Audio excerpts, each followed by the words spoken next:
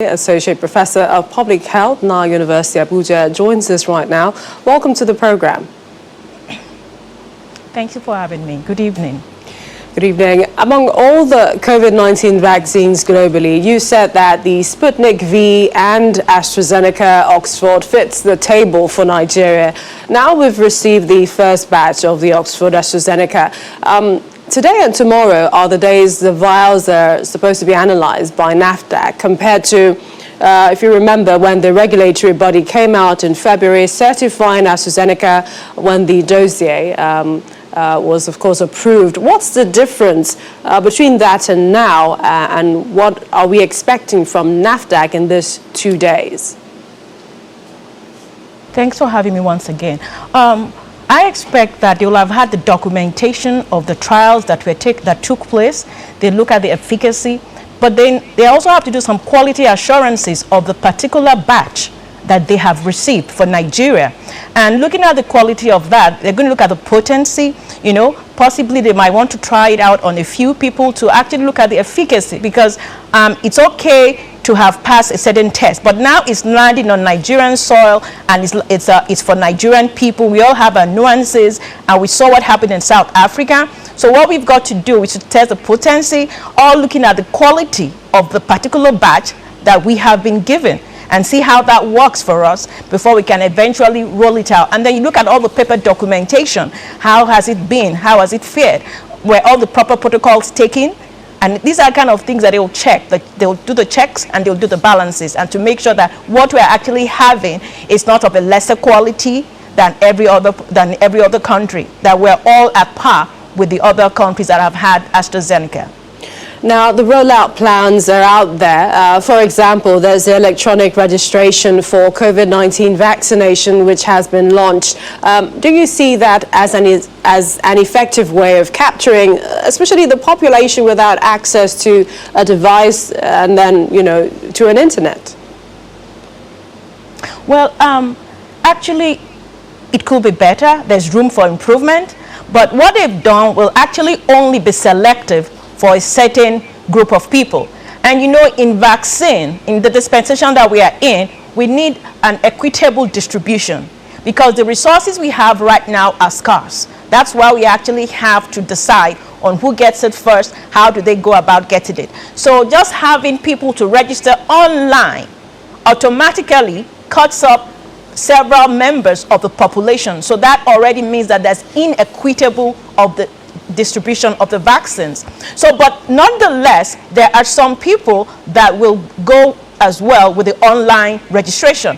However, there is what we need to do. The primary healthcare centers, these are the primary healthcare centers where they have a lot of people at the grassroots. So we need to strengthen the primary healthcare centers, because those are the ones that will know the people at the grassroots. We can have our community health workers really reaching out to people in the language that they can understand. And so what we are having that, let's not just put a broad brush on the online registration. It has its place, but we need to go much further than that and reach the other people that do not have access. And those are the people at the grassroots, those that do not have access to the data, those that do not have access to online registration. How do we go about reaching them? That is where primary health care comes into being. There is power in the primary health care. We need to stretch out using all the available avenues through primary health care. Talking about the Primary Healthcare Agency, the Executive Director said that about 2.3 million Nigerians have registered on the online registration portal for COVID-19 vaccines. So when you look at that, would you still say that perhaps Nigerians have enough sensitization about the COVID-19 vaccine shot? Thanks for the question. I mean, looking at our population of 200 million, the fraction that we've gotten now is not even up to a drop of what we expect. So we have not been sensitized enough. I mean, since the rollout of vaccines from last year, Nigerians have been reading the online news, watching the news on TV, radio, and all the social media. So they know that people have been able to get the vaccines and they can get on to their normal or near normal lives. So the fear factor has diminished. Not that it has diminished in its entirety. It still exists. It's just that it has diminished and it is still diminishing.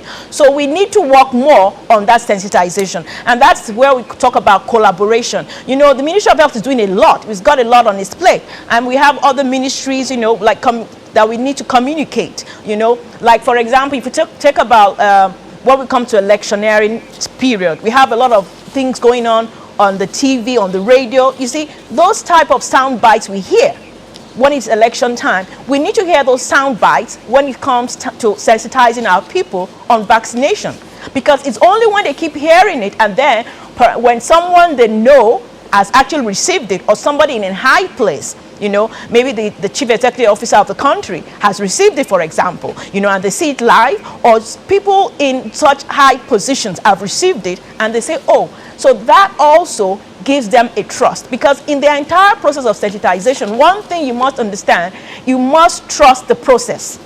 If you do not trust the process, no matter how long you have sensitized them, they are going to stay back. So if you want them to be fully sensitized, you must appear to have a process that they can see that is transparent. Transparency is a very key point when you want to vaccinate. So that transparency transcends sensitization. Yes, you sensitize them in the language that they can understand. We do not give them highfalutin language. Come down to the level that they can understand. You know, if it's we break it down to pidgin, dramatize it, make it a sing-song, you know, but it must be translated in a language that they can understand. And then again, the process, that process must be transparent. Because of the scarce resources, it should not be seen that, oh, it's only those who are the elitists that have access to it. No. Once the process is transparent and they can see the equity in the distribution, the collaboration, they see the equity, that will encourage them to register or to actually go to the primary healthcare centers, you know, and they've seen all the vaccines being given with polio, the way we ended up eradicating polio from Nigeria, you know, so they are aware of what vaccination is all about. But for this particular pandemic, there are still so many unknowns. The terrain is unknown, and it is the major part of it is to sensitize. And there's been a lot of bad news, bad press on this particular, you know, the fake news is there. So what we have to do is to not relent. You know, we must continue and collaborate with other communication channels, not just from the Ministry of Health, other communication channels, other ministries that have these experiences of communicating. Professor, and that is how we can overcome this barrier of reluctance. It's a good place to leave it. We always appreciate your time on the program. Thank you, Professor Titilola Obilade, Associate Professor of Public Health at the Nile University, Abuja. Thank you for joining us on the program. You're welcome. Thanks a lot. Take care.